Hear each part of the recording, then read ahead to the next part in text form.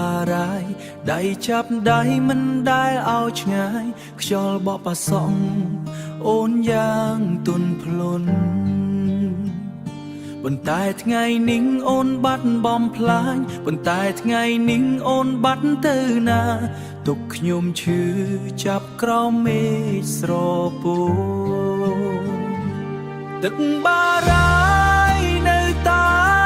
ស្ងប់ស្ងាត់តែចិត្តខ្ញុំរងវែងឈឺចាប់ខ្លាំងអង្គុយមើលទឹកហូរដូចទឹកភ្នែកហេតុអ្វីអូនបោះបង់ស្នេហ៍យើងចោ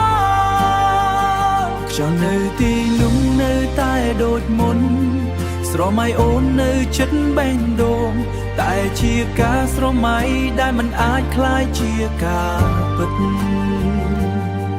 កន្លែងដែលយើងអង្គុយសើឥឡូវស្ងាត់គ្មានសំឡេងអូនព្រាំងអាទិត្យលិចនៅលើទឹកធំដូចចិត្តខ្ញុំកំពុងលិចបាត់អូនបើអូនឮសំឡេងចិត្តខ្ញុំហៅសូមត្រឡប់មកម្ដងទៀតបានទេបារាយនៅតែរងចាំយើងតែអូនវិញទៅជាមិនត្រ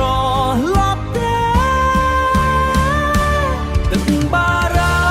យនៅតែស្ងប់ស្ងាត់តែចិត្តខ្ញុំរងវែងឈឺចាប់ខ្លាំង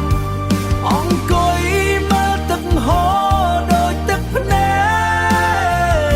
កហេតុអ្វីអូនបោះបង់ស្នេហ៍យើងចោលហេតុអ្វីអូនបោះបង់ស្នេហ៍យើងចោល